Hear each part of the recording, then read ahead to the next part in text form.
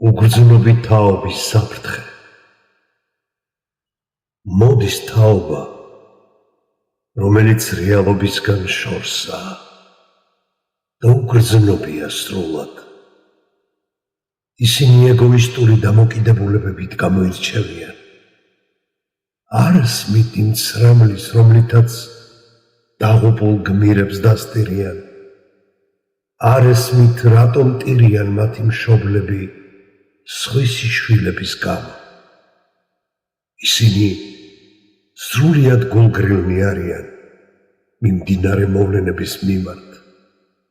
არ ანაღოლებთ ომი, ნაწამები ბავშვები, ათასობით დაღუპული ადამიანი.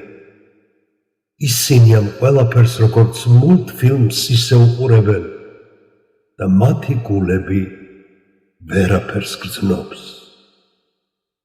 ისინი გართობაზე ფიქრობენ. ყველა დანარჩენ დროს, რაც გართობას არ უკავშირდება, წამებად აღიქვამენ. ისინი ვერ აცნობიერებენ იმ ამაყს, რომელიც მათთვის იქნა გაწეული. არ იციან არაფრის ფასი. მათ გონიათ, რომ ყველა და ყველაფერი იმისთვისაა გაჩენილი, რომ მათ ემსახუროს. ადამიანებს იმის მიხედვით აფასებენ, თუ რამდენად შეუძლიათ მათი სურვილების ასრულება და რამდენად შეუძლიათ მათთვის კომფორტული გარემოს შექმნა, რადგან მთელი მათი ცხოვრება გართობაზეა ორიენტირებული. ისინი ბოლომდე დამოკიდებულნი არიან გართობის უმარტივეს საშუალებებზე, ტელეფონზე, ინტერნეტზე, სოციალურ ქსელებზე და აზარტულ თამაშებზე. მათ არ ანაღლებთ წარსული, წინაპრების ღვაწლის მიმართ სრულებით გულგრილნი არიან. ისინი არად დაგიდებენ წინაპრების მიერ დაღვრილ სისხლს, რის ფასადაც სამშობლო გააჩნიათ და მზად არიან ნებისმიერ ფასად გაყიდონ. ისინი სულიერებისა და ღირებულებებისგან დაცლილნი არიან. მათთვის ბოლო მოდელის ტელეფონი უფრო ძვირფასი და საინტერესოა, ვიდრე სამშობლო. ეს ყველაფერი ძალიან დიდი შეშფოთების საფუძველს იძლევა. ნეტა ისინი 20 წლის შემდეგ როგორი მშობლები იქნებიან, როცა საკუთარ თავს არ არგიან, შვილებისათვის როგორ მშობლობას გასცემენ. ქვეყანა როგორ უნდა მართონ, როგორ უნდა დაიცვან, როგორ უნდა განავითარონ. და ეს ყველაფერი რატომ ხდება? პასუხი შემდეგია. ჩვენ შვილებს ოქროს გალიებში ვზრდით და მათ არ იციან რა არის ფრენა. შესაბამისად მათ არ იციან არც ფრენის სირთულე და არც ფრენის ბედნიერება. ჩვენ შვილებს ცხოვრებისეული რეალობის მიღმა ვზრდით. მათ არ იციან რა არის შიმშილი, გაჭირვება, სარჩოს მოპოვების მადლი. ჩვენ იმის შანსსაც არ ვაძლევთ, რომ მოშივდეთ. გადაჭარბებულად ზრუნავთ მათზე. იმდენად, რომ ჭამაც კი შემაწუხებლად ეჩვენებათ და ამისთვის მოტივაციის გაღვიძება სჭირდებათ. მათ არ იციან წყურვილი. ისინი წყურვალად ხომ არასოდეს დარჩენილა. გასასეირნებლად რომ მიყავთ, წყალი მიგავთ იქაც, რომ არ მოსწყურდეთ. სანამ ბავშვი იტყვის მწყურიაო, მანამდე ვაწვდით წყალს. ბავშვებს არასოდეს ცივად. აცივდება თუ არა სახლიდან გარეთ არ ვუშვებთ. სკოლაშიც მანქანებით დაგვყავს და არ ვუშვებთ თავისი ფეხით. არ ვუშვებთ, რომ სიცივე გამოსცადონ. ბავშვები არ სველდებიან.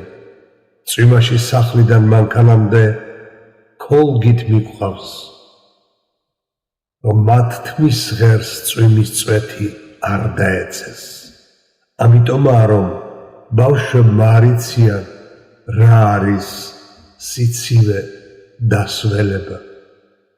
ბავშვებმა არ იციან დაღლა, სულ ახლო მანძილზე მანქანით ვატარებთ, რათა არ დაიღალმონ. პარკში რომ ირბინონ, მაშინვე ნერვიულობას ვიწყებთ, გაოფლიანების შემდეგ არ გაგვიცივდნელო. ისინი იზრდებიან ისე, რომ არ იციან, რა არის დაღლა. მათ არ იციან უქონლობა, სიდუხჭირა და გაჭირვება, რასაც მოისურვებენ, მაშინვე მივართმევთ. ამიტომაა, რომ მათ არ იციან იმ ყველაფრის ფასი, რაც გააჩნიათ. მათ არ იციან დანით ხელის გაჭრით გამოწვეული ტკივილი. სულ უფრთხილდებით, რომ არაფერი დაიზიანონ, ამიტომ ხელში რაიმე ხელსაწყოს დაჭერის უფლებას არ ვაძლევთ. ისინი ცხოვრებას ვერ გრძნობენ, მათ არ იციან შიმში. ამიტომ შივრების მიმართ თანაგრძნობა არ გააჩნიათ. მათ არ იციან სიცივე, ამიტომ უსახკარობის მიმართ სრულ უღრილობას იჩენენ. მათ არ იციან გაჭირვება, ამიტომ პურის გაძვირებაზე არ რეაგირებენ. თბილ სახლებში ცხოვრობენ, ამიტომ ტოლვილებისა და უსახკაროების მიმართ თანაგრძნობის გამოხატვა არ შეუძლიათ. მათ არც ომები და ომში დაღუპული ადამიანები ანაღლებთ. მათ არც პურის, არც ტანსაცმლის, არც მშვიდობის და მშობლების ფასი არ იციან. თუ ამ ყველაფერს არ გამოვასწორებთ, მომავალი კარგს არაფერს გვიქანის. ეს სახელმწიფო დონეზე უნდა იქნას. ეს სახელმწიფო დონეზე უნდა იქნას გააზრებული და გამოსწორებისათვის შესაბამისი ღონისძიებები უნდა დაიგეგმოს.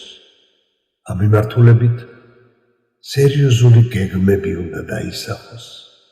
პროცესში უნდა ჩაერთოს განათლების სისტემა და საგაკვეთილო პროგრამების შესაბამისად უნდა დაიგეგმოს. ამ მხრივ სკოლის როლი სასიცოცხლოდ მნიშვნელოვანია. განათლების მკვლევარები პასუხისმგებლობას სახელმწიფოს ოფიციალურ უწყებებს აკისრებენ.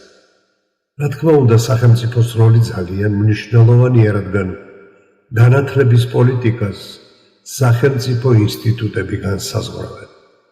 თუმცა უნდა აღინიშნოს, რომ ამ მიმართულებით საზოგადოების ჩართულობაც არანაკლები მნიშვნელობის მატარებელია. საზოგადოებრივი ჩართულობის გარეშე სახელმწიფოს მიერ დაგეგმილი საგანმანათლებლო პოლიტიკა პრაქტიკაში ვერ განხორციელდება.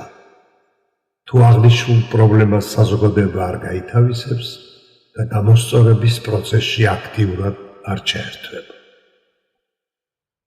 კაბინეტებში მიღებული გადაწყვეტილებები მხოლოდ დროისა და ფინანსების ხარჯვა იქნება.